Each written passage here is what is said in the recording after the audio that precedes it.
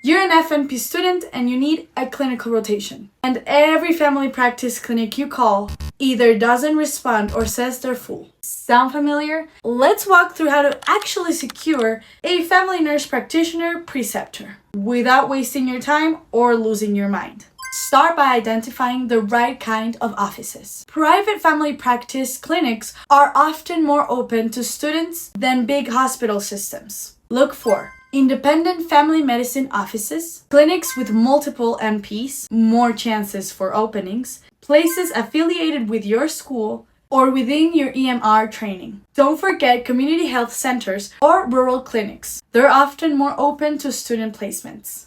Don't send a generic email blast. Personalize your message. Here's the format that works. 1. Introduce yourself. Name, school, program.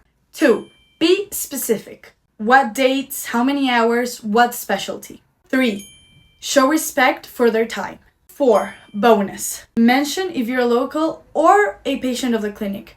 That personal touch helps. If you don't hear back, follow up once after 5 to 7 days. Still nothing? Move on. It's a numbers game. If they say no, thank them and ask them if they know someone currently precepting students. That one question can unlock your next lead.